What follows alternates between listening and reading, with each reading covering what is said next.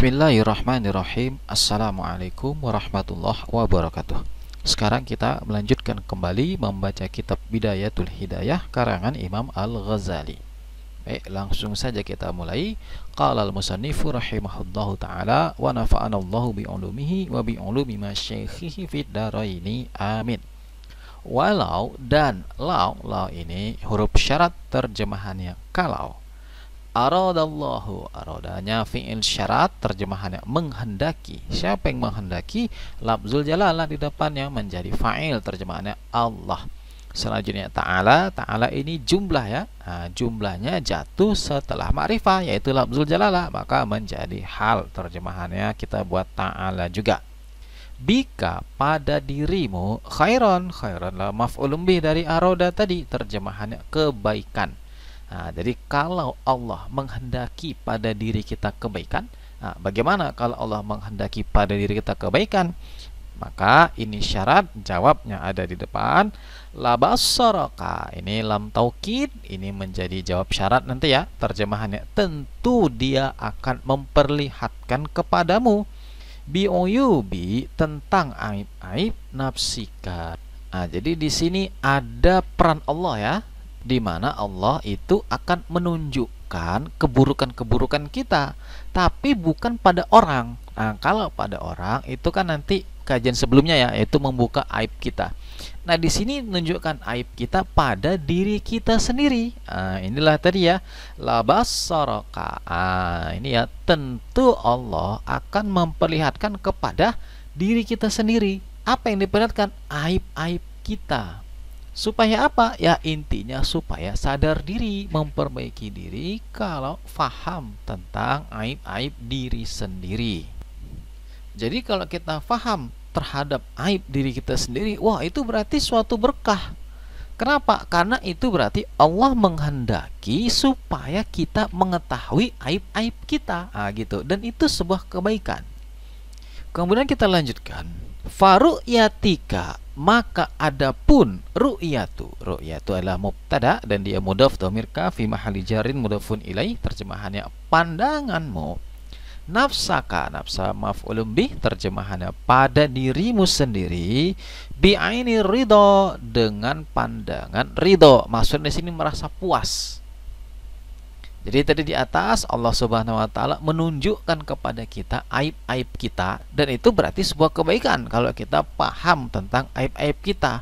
Nah, pada baris yang kedua ini kita justru merasa puas. Nah, kalau merasa puas dengan diri kita sendiri, itu dari bi'ainir ridho tadi, maka itu adalah ghayatul ghabawatika. Ghayatu khabar, terjemahannya adalah puncak ghabawatika, ketololanmu. Wa muntaha, dan yang maksimum jahlika, dari kebodohanmu. Artinya di sini kita nggak mengetahui aib-aib kita.